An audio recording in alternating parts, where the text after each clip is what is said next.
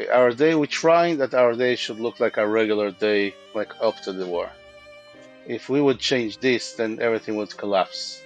We need to hold strong, and we get every few hours, or sometimes every hour, sometimes even the last few days, every half an hour, update from the mayor's office, from the regional office, which controls the place, whether we have the schools, we don't have schools. We are trying to, specifically us, we're trying to keep a routine every day, to go to teach, to learn, to make our job, to service people, and not to let the situation take us down.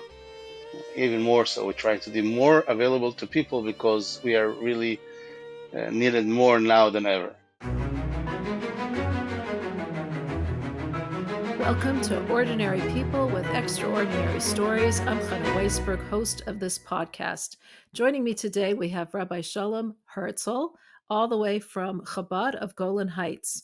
With the whole situation really heating up in the north, we thought we would ask him to share with us some of his experiences and what is going on there. So, Rabbi Hertzel, thank you so much for joining us. And I know the situation is a little precarious and the internet is off and on. So I thank you for joining us and for your patience. For those who are joining us and might not know, can you explain to us where exactly is the Golan Heights? Yeah, thank you very much for the question. The Golan Heights is a big region which is on the up north, but on the eastern side of Israel. It was freed by the '67 war. The Syrians used to sit here and used to shoot on the Israeli villages, and then Israel freed this Golan Heights, which was an old Jewish, ancient Jewish place. And since then, they established over here 30 Jewish settlements. Some of them are very small amount of people. We have a settlement of 6 families up there in the mountains, but this place is really guarding the northern eastern border, because we have the border with Lebanon on top of us, and on top of the Hermon, and on the right side and the eastern side we have the border of Syria, which is the most place, Syrian border, and then on the south we have the Jordan border. So we are surrounded with, I would say, with maybe enemies or maybe dangerous neighbors. I would say this. Right. This is why over here we have a lot of army here, Mm-hmm. a lot of bases due to the nature of the place. And we do activities with the army and with the people which live here, which are really pioneers, I would say, and with a lot of tourists which are coming. Not now. Now we don't have tourists because now it's a wartime, serious wartime. Right. But in a regular, normal time, we have a lot of tourists too. So this is where we live. Wow. And My no, so you're servicing all those different the different settlements that you take care of them all, as well as the soldiers and the tourists. So what is the situation like now? Have the settlements, are they still living there? Have people evacuated? Yes, no, people didn't evacuate, even though we have a lot of rockets falling. Still, people didn't evacuate. People here are strong. They're pioneers. They're maybe former in the army. Uh, People don't leave. More than that, we hosting some of the refugees from other places. Oh, wow. So now we suffering together, so to say, from the rockets, drones, and missiles, and all these good things which are coming on top of us. So And that's our life. so you have refugees that are from other parts of Israel that are now there. It must be traumatic for them to see what's going on there. I'm not sure if it's traumatic. It's hard to explain, but the Israelis are strong. They know it's momentarily, and they know it's being done in order to do something. And like we saw recently, how it started from Tuesday, from the beepers, and they are holding strong. And they're I don't see by them sadness, or we are happy together. Obviously, we have to run to the shelter when it's needed. Obviously, we have to hide, but they understand. We understand. That's our life. Incredible. So Can you give us a little feeling of what a day looks like? I mean, with the drones that are coming in, the missiles that are coming in, what does it look like? How much time do you have to get to a shelter?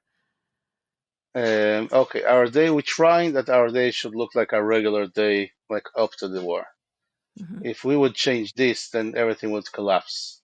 We need to hold strong, and we get every few hours, or sometimes every hour, sometimes even the last few days, every half an hour, update from the mayor's office, from the regional office, which controls the place, whether we have the schools, we don't have schools, which part of the Golan it's usually being divided into three parts: north, south, and center. Which part the school would work, which not? Where do we have blockage, where the army will stop people from going north or south or east, etc. We are being updated all the time with WhatsApp groups, and we are trying to specifically us. We're trying to keep a routine every day, to go to teach, to learn, to make our job, to service people, and not to let the situation take us down. Even more so, we're trying to be more available to people because we are really needed more now than ever. Wow, that's incredible. It really and phenomenal. So every day you need to know if the children have school, if businesses are open, I Exactly. We not just business, also the roads the could roads. be within the same day. Today, for example, in the morning, some roads were blocked and then were open and then blocked again. And then we got with this notification of you can go to this area because there are drones there. You can go to that area. Now it's open. Now you could go. Now you can go. But people get used to this, to like to every situation. Life is stronger than everything. But our shlichus, we have to be all over the place. We have four branches of our Chabad houses here in the Golan, so we have to be very movable. So what are things that you do in your Chabad house? What are some of the activities and programs? Depends where. We live in a place called Chadnes. That's in the center of the Golan. This is where we live. We have a shul here. We have a logistic center for getting donations for the army, and we take tactic equipment, special equipment, and then we distribute it to the special units which are requesting from us. Starting from generators, which are is very needed now because a lot of units are in the off the grid, and the generators for them is crucial. Or to special cameras, special drones based on the army's specification. And we have a community here which we're doing a lot of activities here. And then we have a Chabad house in a place called Aniyam, which is a little upper and two-story building. A lot of activities there for the communities activities. We had a big Farbrengen event just Thursday night where tens of people were sitting there. We didn't have place enough in the house, in the Chabad house, because so many people came, and we all have to sit outside, even though on top of us there are drones and rockets and sometimes interceptions, and this is our life. So the problem is there really that we don't have a shelter. We want to get a shelter now, like a pre-made one, uh, For the Chabad and then house. we have a for the Chabad house, yes, because this Chabad is serving the community, and Sure. we really need it. It's kind of dangerous. Cost us money. Maybe the audience will help us. Right, If someone sure. wants to help, Wow. that'll be a big blessing. And then we have an army in the army. We have a Chabad house. As far as I know, that's the only Chabad house which is in the army. What does that It's mean? Can you explain how do you have a Chabad house in the army? an interesting story. It's a few. We have a food truck, which is two-thirds of it is a food truck. A third of it is kind of a Chabad house, a shul. It's set up like a shul. It's a long food truck, but the third of it is set up really like a shul. We have tefillin, mezuzahs, everything which the soldiers need, and we provide food and the good things for the soldiers 24, 6 days a week. Hmm. Uh, just before this interview, I was going to take a volunteer, which volunteered for 6 hours, for 8 hours, and they said that it didn't stop working for a second because so many soldiers and sergeants, and it's the headquarters, so it's a very busy. But sometimes we hear sirens, and we have to the volunteers or me, whatever is there, will have to hide in the shelter or in the bunker for an hour and a half until we get the siren that tells us that we could go out and continue serving. Um, that's life. And then we have in the south we have our daughter with our son-in-law, which they have their Chabad house in the south, Bnei Yehuda, pretty hectic and busy, and trying to be available for everyone. Wow. Wow. Sounds very, very busy. Why are there so much needs that the soldiers have? Like we keep hearing that the soldiers are missing vests and generators and all these things like that Chabad houses are actually providing, your Chabad house is providing this for them. Like why is this happening? Um, I can't tell you. I can't really answer this. I would only maybe say the Jewish couple, the Jewish head would work how to do more. Not it's not only missing the basic, but they would think two, three, four steps ahead. What already they could make with the generators that other people would not be able to do.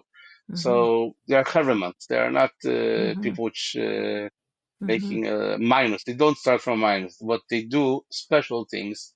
And sometimes I go when I get to the places with Jeep 4x4, some of the places you can go with a regular car.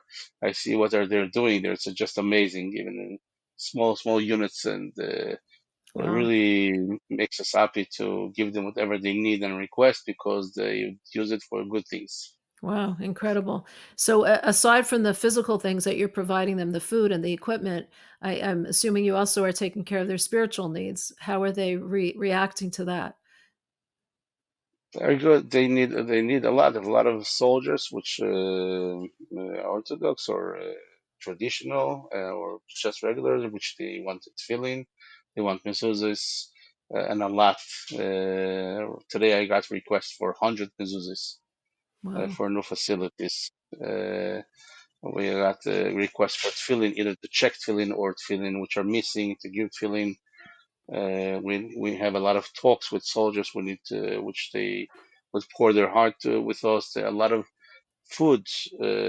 Some soldiers would eat only a certain type of kashrus, high Mahadrin standards, Lubavitch standards. So we have a project that we give to every Lubavitch soldier a pack of food for a week, hot meal for every day, and if there is a need, also with a microwave, because not always we could rely Hmm. every some places and the ability of the Lubavitcher soldier or Krum soldier to save his microwave from anyone all other people touching it. So we have Hmm. to give them this. So we are there 24 6 days a week available for them, and sometimes in the middle of the night also. We get a lot of phone calls from parents from Israel, from outside of Israel, if you could take care of their children for some of their needs, and we usually try to be available to do it.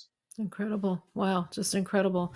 What's their mood like? What's the mood of the soldiers like and the people? Tell us a little bit about that. Uh, I'll tell you, the mood is very high when they know that they're active. It, it's less happy when they don't do. And usually they like to do it specifically now when the operation really started in Lebanon. Mm-hmm. I saw fire in their eyes. Hmm. So they're Very, very determined. very determined and very they want to do it. They know what they're there. They're not scared of anything. All the sirens and the receptions and the drones, missiles. You'll see them going in between and then do whatever they need because this is, that's the Jewish soldiers. It's the Israeli soldiers. They're amazing. Incredible. Wow. I mean, you would think after it's been almost, I mean, it's almost been a year that you're at war. You would think that people would get tired or people would be impatient, but you're saying that their mood is still so strong. There is no choice. It's not a privileged world where we want to take, Mm, extras. This right. is a life. That's matter of life. Behind the border, there are people which planned it for the last 20 years how to get rid of the Jewish nation from Israel. Right. So it's not an option. It's Right. life and death matter. Right. And I'm surprised that, people from your community haven't moved away. No one has moved away. No one has gone out of the range of fire or danger. People are just staying. Have like, is I don't there think I know even a families which moved out. Maybe one family, which are originally not from here, and they're in the middle of building their house, and they were. And besides, I don't know people which left to Golan. and why is As I that? said, they're I mean, pioneers. they're pioneers because I mean, I hear They're from type of other communities in the north, people have left, people have gone away. A lot of communities have dismantled. If they've been, resettled in hotels, a lot of the community fell apart. Why do you right. why do you feel I that? think over here the people are real pioneers. So a lot of agriculture here, Mhm, which they made from zero. mhm, Every all they need, all the technical challenges that they had, they by themselves they broke the ground really, literally. They protected the ground. They fought for the ground. They were soldiers here usually, and they really fought for the place. They are kind of holding it very, very, very strong, and they're not kind of afraid, but like anybody, but they'll do continue to do everything. I don't. They're very courage people. wow. Have farms been burnt? Have there been any Yeah, direct hits? targeted. Yeah. We have a lot of around us places where the cows should eat, and everything was on Pastures? fire. Mhm, Yeah, and everything is on fire. Everything is burned. It's sad to see this mhm, because you see how much they lost financially mhm, and how the places around us look. It's a beautiful place. Usually they got a lot of green, or during the summer it's yellow from everything that grows. Now it's everything black from mhm, everything's burned because so many rockets and missiles fell here. mhm. So everything is really burnt. But that's life. Life continues, and we have to do everything as if it's glowing, as if it's the nicest place in the world. Wow. Were homes also destroyed? Were there direct hits to homes as well? Um, Upper than here in the northern place, yes, this is the place where the 12 children, the Druze, they got they targeted, Right. they died, and one with one bomb. And then there's a place where Ortal, people, Baranis family got hit by on the road, and both the couple died. The husband was participated in the last class that we made in this kibbutz Ortal in the synagogue. He came, he's saying he was so happy, Mhm, uh, and then he died. Yes, we're getting targeted by direct hits, but a lot of times it falls during in between the fields on the roads. You mhm, could just travel and you see in front of you katyushas falling or rockets. mhm. And the government hasn't told you to leave, to evacuate? Thank God not. And I think the people here they try to tell the people in the Druze up north, but they said no, we are not moving Mhm. Do you think that for you'll the be rest of the told? Golan. Do you think that now as the situation heats up, you'll be asked to leave, or you think you'll be staying? I can't predict the future, but as far as I see the people here, we're not going to move out. A lot of the people here in every town are the soldiers which are supposed to protect the town itself. Mhm, A lot of them. So mhm, people don't. I hope I see it, they moved, and that people are not planning to leave. They're planning to stay and to if they need to fight to fight. what do you think is gonna happen in the days to come?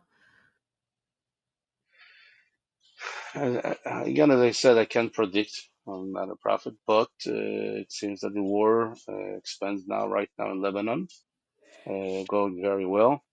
I heard that also in the Syrian border they opened up some places. We can never know because unless it's over, they're still shooting, Mhm, and we can never know. And it's always dangerous until maybe an agreement would come, or until Tzal will crush them completely. They'll come with white flags. They'll continue shooting, even though what it seems from the news that we are doing very well, but still, one mhm, rocket could do a lot of damage, and a few rockets could do a lot of. And if they're shooting 50 at a time, or 60 at a time, or 90 at a time, to confuse the Iron Drum, and meantime they're targeting cameras or radars, so it's not so simple. But mhm. they're here. Wow. Rosh Hashanah, Yom Kippur, Sukkot is right around the corner. How do you think you'll be celebrating? We will try it. Rosh Hashanah will stay Rosh Hashanah. Mhm. Sukkot will be Sukkot. People will need the. We ordered the already the dollar minimum to provide around to give it to all the people around. And Rosh Hashanah we have a minyanim. We made minyanim. People said we don't know if our family will come, if it can't and us and now my children. I'm here, but I'm not sure my children. But we have to be very flexible and understanding and. From one side doing everything as if nothing happened here, as if it's a regular year, regular day. The other side to be ready to be very flexible to change things from now to then, from a minute to a minute, from outside to inside, from inside to outside, from shelter to outside, and that's life. How are you dealing with that? I mean, you sound so strong and so determined. What gives you the courage to just stay so strong in the face of such struggle and adversity? Shlichus of the Rebbe. I'll tell you, once we are shluchim of the Rebbe, and this is our place that the Rebbe put us over here to serve the people. That's first and foremost. And I know also my father-in-law, Rabbi Kaplan, Allah Shalom, the legendary Shliach of Tzfat, was sent by the Rebbe to Tzfat. I've seen a picture of him with the army uniform. He chose not to run away by Yom Kippur War, but to be the Shliach and serve the people. And 2006, by the Second Lebanon War, when it happened, we decided to stay. And I took every day for 30 days people of my town. We went to the soldiers, to the border, to the battle zone, where the shooting came back and forth, and we would fill in with the soldiers every day for 9 hours a day. It's 8 hours a day. They gave them food, and also now we see this is part of the shlichus.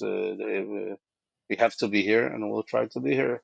I always remember that I think of my Zaydis, which were in Russia, my wife said I had a harder time, in my eyes, to run away from the KGB and to open up schools and schools. So we have to get used to drones, missiles, rockets, and shooting and interception and fire and hiding in shelters and continue. Incredible. Do you have children? We thank God have 9 children. We have 11 grandchildren. Wow. Um, we have children which are shluchim. We have our oldest is a shliach in Zambia, Africa. He opened up a year and a half ago his Chabad house there. He got married to the daughter of the shlucha in Alaska. So the Golan Heights got married to Alaska, and they got went to Zambia. We have the second daughter, which is a shlucha in Pensacola, Florida, a big region, doing wonderful things over there. From zero, and then we have other daughter which is shlucha with us in the south of the Golan, and then our son became now a chassan just recently, a few days ago, Just got engaged. with Yeah. just got engaged with the daughter of the shluchim of Frankfurt, Germany, Wow. and maybe I'm praying to they should stay with me, and they should, because there's a lot of work here to do, and I hope Wow. he hears it. And what about your younger children? How are they reacting to all this uncertainty? Unbelievable. I mean, they learn tzfas and they go up and down. They use the buses, if there is buses, and just a regular day, the travel from here to their school takes an hour and 45 minutes. Wow. This is how long it takes them. We have to bring them, try 20 minutes to bring them to the station Wow, in the that's a middle long of drive. nowhere. And yeah, yeah, but they do it strong and happy and strong and firm. Sometimes I look at them and say, like, listen, you're just 13, 14, and you're not afraid of the, no, it's fine. Okay. I think when you're inside of it and you're part, your mind is busy of giving, helping others, then you're less thinking about yourself, Mm, and then you're less in trauma, less in fear, mm. and that's the Rebbe's brachas, which is always with us. Are they involved in your shlichus, your children? Yeah, all the time, all the time. When I said the one which was volunteered in the army was my daughter. Yeah. She went to take. She was there for 6 hours or even more being Wow. there with the soldiers. She has a lot of influence on the soldiers. She talks to them, she gives them, she provides. And I thought, you're not afraid because it's being targeted at specific base, it's a headquarters. She says, no, it's okay. If something happens, they run to the shelter. They stay there for an hour and a half even it's needed. When we told we could go out, we go out. So you sure you want to go today? It's a war day. So sure. And she was good. How old is this daughter? She is 15. Incredible. Were you afraid for her to be there? Even if yes, I wouldn't tell her because then I can't be. I'm here doing my things, not to be afraid, and then to be afraid, concerned for her. Mm-hmm. Either we are not afraid as a family of shluchim of shluchas, and then we do what they have to do, or we are afraid. I Mm-hmm. can't tell her, you be afraid, and I'm not afraid. It doesn't work. Right. And the truth is, sometimes I look at them and I think they have not less courage than us, maybe even more. Wow. Incredible. Wow. For those of us here who are listening to you, what would you like us to be doing? I mean, many of us listening are in North America, living very, at least much more safe lives than yours. What would you want from us, or what message would you like to give to the people here? First of all, thank you very much for this question. And I would say we need right now help. I would say right now financially because we need to make the shelter, which is a pre-made, pretty expensive, A bomb shelter and for the other Chabad house. yeah, a bomb Yeah. shelter for the Chabad out serious stuff. It's a matter of life and death. It's serious, and we need for equipment to and also to be able to handle this truck for the food truck for the soldiers all the time. We need to give a lot of food, which we are buying, and so right now we triple the amount, and it's not enough. And I'll tell more than this. It's not only this, but it's also the support and the caring that gives us strength and the ability and the feeling that we are not alone. We are shluchim of Klal Yisrael, Mm. and people are behind us, and people are giving us the power. We are Shluchim of the just whole Jewish the people. right, and we are only happen to be the representative doing it here. Mm-hmm. But I have to say, there's also a town here, Katzrin, which is another shliach there. This is many years here. We are in charge of the towns, small towns, so it's like 30 from no very spread out. And I would love maybe sometime maybe one would come with me to drive into the dark roads, narrow roads, windy roads near the border to understand sometimes the fear and concern, not fear, no, not fear, but maybe the technical challenges of driving in the fog and the snow or in raining, and you don't see a meter or two in front of you, and still you go from to houses to give, to provide, to help, etc.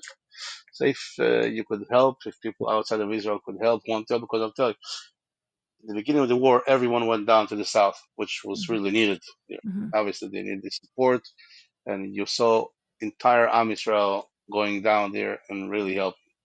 But during that time, also the war was here. Mm-hmm. Specifically now, everything is now, and I hope there will be not less involvement and support from Am Israel to us. Wow. Wow. Thank you so much for joining us. It's incredible to hear the work that you're doing and the fearlessness with which you're doing it. Um, we really appreciate you being there and being there for all of us. So thank you. Thank you for joining us. Thank you very much. Thank you very much. I hope we'll be able to do the right thing and not to do less, not to do less than what we need because of situations to do even more. Thank you very much. Wow, that was quite incredible to hear an update from Rabbi Hertzel on what's going on in the Golan Heights. I found that so incredible, the fearlessness with which he goes about his activities and his duties as a Chabad shliach there. The part that really hit me so strongly was when I asked him about his own daughter. Was he scared that she was up there with the soldiers? And he said he hesitated for a moment before saying, even if I was, I would not tell her, which indicates that he's trying to overcome his fear, because the situation is a difficult one in which he's in. And yet they remain so strong and so determined to keep helping and doing their part for helping the soldiers, helping the community that's there, helping everyone who's around them to in whatever areas needed, whether it be with equipment or whether it be with food or whether it be with spiritual needs. It's really so inspiring to hear the commitment and devotion of people like him and the shluchim who are out there in these difficult places, with missiles falling all around them, and yet remain determined to do their part.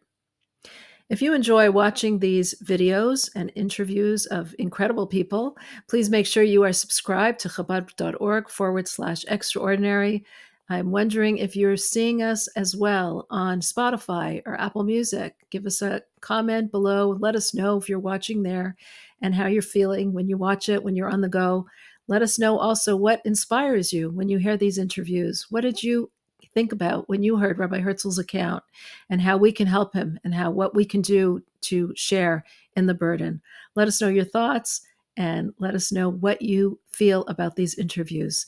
Thank you so much for joining. Thank you for watching, and thank you for being part of this extraordinary community.